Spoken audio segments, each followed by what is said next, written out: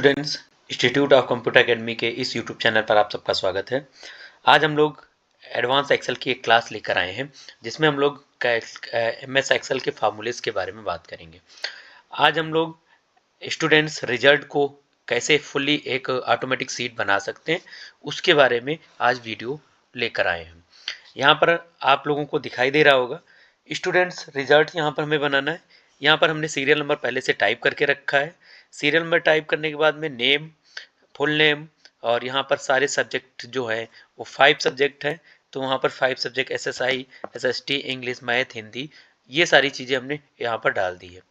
यहाँ पर पास मार्क है 150 डाल दिया है, 150 मार्क्स पासिंग मार्क्स के लिए डाल दिए हैं। यहाँ पर टोटल मार्क्स हमें यहाँ पर करना है, जितने भी टोटल मार्क्स आते हैं वो हम यहाँ पर निकालेंगे। मैक्सिमम मिनिमम निकालना है, ये हमने पहले भी बता दिया है, आज फिर उसका एक बार रिवीजन कर लेंगे। रिजल्ट निकालना है और उसका ग्रेड निकालना है, ये सारे फार्मूले आज हम यहाँ पर करेंगे। तो उसके लिए हमें क्या करना है, सबसे पहले रिजल्ट निकालना है या फिर टोटल मार्क्स निकालना है, उससे स्टार्ट करते हैं। यहाँ पर हमारे जो सीरियल नंबर है वो सीरियल से यहाँ पर सीक्वेंस नहीं दिया है, तो उसके लिए अगर हमें करना हो तो यहाँ पर क्लिक करने के बाद में शॉर्ट ऑप्शन से भी इसे सीक्वेंस में लगा सकते हैं। अदरवाइज हम यहाँ से इसको डिलीट कर देंगे और अपने तरीके से 1 और 2 इस तरीके से लिखने के बाद में यहाँ पर जाएंगे और डबल क्लिक कर देंगे, दोनों लाइनों को सिलेक्ट कर लेंगे। सेलेक्ट करने के बाद में डबल क्लिक कर देंगे, जहाँ तक हमारी कॉलम दिए होंगे, रो होंगी, उनमें सभी में ऑटोमेटिक ये फिल हो जाएगा।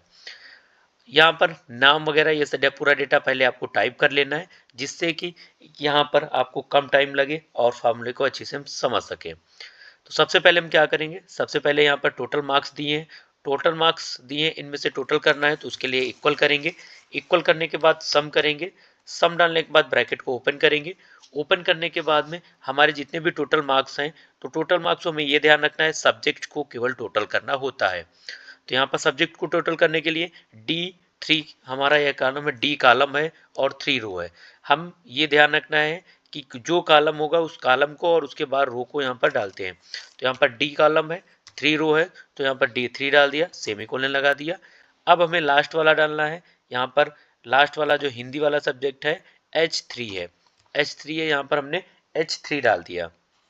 उसके बाद ब्रैकेट को क्लोज कर दिया और इंटर कर दिया है। यहाँ पर जैसे इंटर करेंगे यहाँ पर 313 हमारा टोटल मार्क्स दिखा रहा है। अब इसमें एक टोटल करने का अन्य भी कई तरीके हैं, उनका भी यूज कर लेते हैं। यहाँ पर जैसे इक्वल कर दिया हमने, यहाँ पर ऑटो सम का ऑप्शन दिया रहता है, इस पर क्लिक करेंगे। क्लिक करने के बाद इंटर कर देंगे। जैसे ही हम इंटर करेंगे तो यहाँ पर 916 टोटल हो जाता है। बट यहाँ पर इसमें से कुछ संख्याएं बीच में छोड़ देनी थी हमें, ये पासिंग मार्क्स यहाँ पे नहीं करना था, लेकिन ये यहाँ पर इसको भी काउंट कर देता है। तो ये वाला फॉर्मूला यहाँ पर इस तरीके से काम नहीं करेगा, ये ध्यान रखना है। अदरवाइज हमें अगर कंटिन्यू स्टार्टिंग से लास्ट तक टोटल करना है तो हम ऑटो सम का भी यूज कर सकते हैं। यहाँ पर H3 था, यहाँ पर H3 करके तब इंटर करेंगे, इस तरीके से इंटर करेंगे। यहाँ पर टोटल मार्क्स को भी कर रहा है, तो यहाँ पर हमें D कर देंगे, D से लगा के S तक करना, यहाँ से इस तरीके से हम निकाल सकते हैं। इसी तरीके से सब में फार्मूला डालेंगे और टोटल कर सकते हैं, आसानी से टोटल कर सकते हैं। यहाँ पर जाने के बाद डबल क्लिक करेंगे, डबल क्लिक करने के बाद में या फिर हम सभी में फार्मूला डाल के इसमें टोटल कर लेंगे। करने के बाद अब हम मैक्सिमम निकालेंगे। मैक्सिमम निकालने के लिए क्या करते हैं, इक्वल करेंगे। इक्वल करने के बाद यहाँ पर लिखेंगे MAX, मैक्स लिखने के बाद ब्रैकेट को ओपन कर लेंगे और यहाँ पे जो भी सब्जेक्ट हैं उनमें से हमें सब्जेक्ट में से मैक्सिमम निकालना है, सबसे ज़्यादा मार्क किस में है। तो उसके लिए हमें यहाँ पर D3 कर दिया है,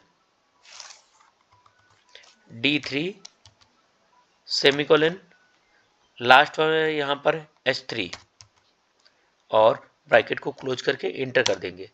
यहाँ पर 88 जो मार्क्स हैं, 88, यहाँ पर सबसे ज़्यादा मार्क्स हैं। जैसे हिंदी में हमने देखा, यहाँ पर सबसे ज़्यादा मार्क्स हिंदी सब्जेक्ट में है, तो यहाँ पर हम देख सकते हैं, आसानी से मिल जाएंगे। मिनिमम निकालना है और इस मैक्सिमम को निकालने के लिए, सभी में निकालने के लिए हम सभी में फार्मूला डाल देंगे और आसानी से निकाल सकते हैं। फिर मिनिमम निकालना है, तो मिनिमम निकालने के लिए इक्वल करेंगे, MIN करेंगे मिनिमम, ब्रैकेट को ओपन कर लेंगे। ओपन करने के बाद फिर हमें D3 डाल देंगे, D3 डालने के बाद सेमीकोलन लगा देंगे। सेमीकोलन लगाने के बाद लास्ट वाला जो है यहाँ पर H3 डाल के ब्रैकेट को क्लोज करके इंटर कर देंगे।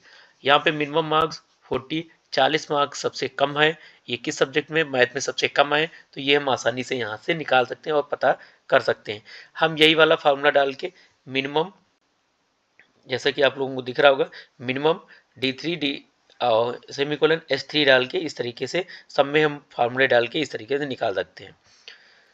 अगला है रिजल्ट निकालना है। रिजल्ट में हमें पास और फेल का निकालना है कि मतलब अगर स्टूडेंट्स, कंडीशन ये है सभी सब्जेक्ट में स्टूडेंट्स के 33 के ऊपर मार्क्स होने चाहिए पासिंग के लिए।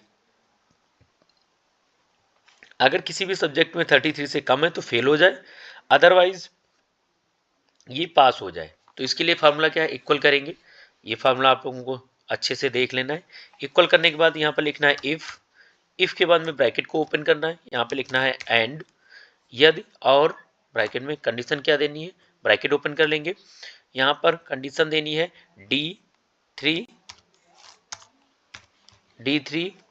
D3 डालने के बाद में हम यहाँ पर greater than equal to 33, greater than ये D3 33 से ज़्यादा हो या फिर उसके बराबर हो तो क्या करेंगे, तो यहाँ पर कामा लगा देंगे।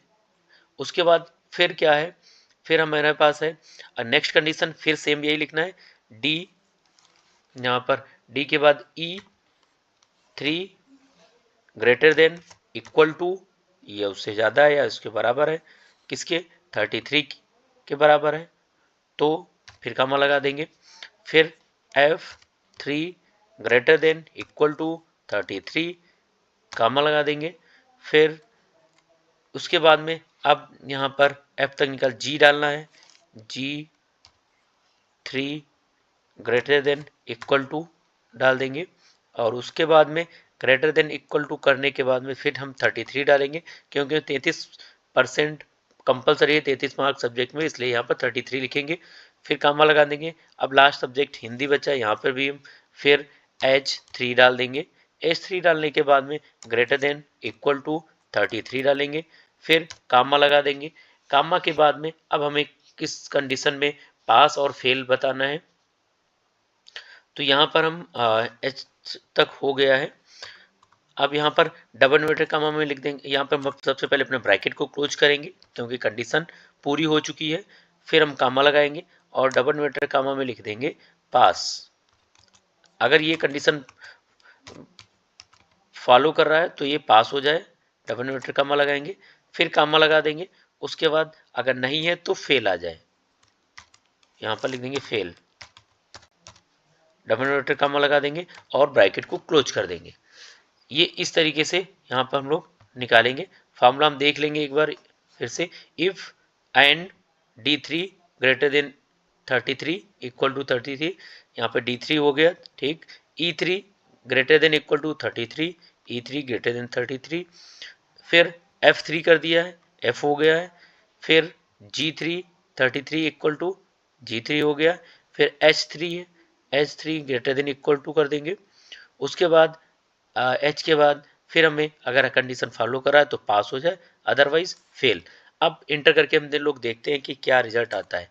जैसे ही हम इंटर करें यहाँ पर हमें पास का रिजल्ट मिल जाता है, क्योंकि यहाँ पर जितने भी सब्जेक्ट हैं सभी सब्जेक्टों में 33 से ज़्यादा मार्क्स होते हैं।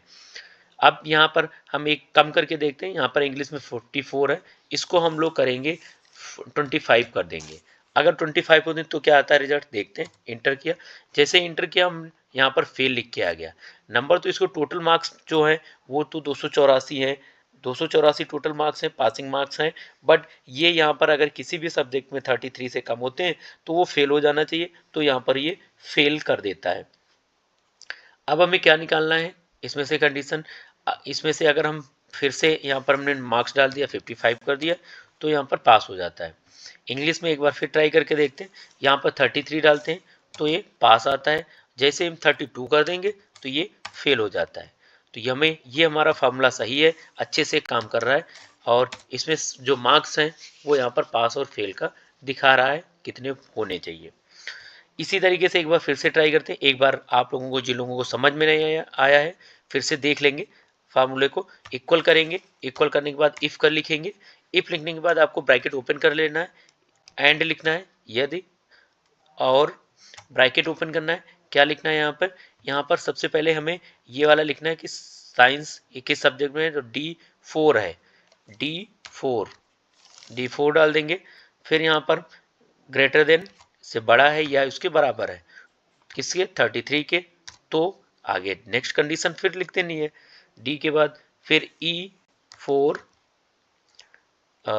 ग्रेटर देन इक्वल टू, और अगर ये है तो क्या आना चाहिए, 33 आना चाहिए, बस कामा लगा देंगे।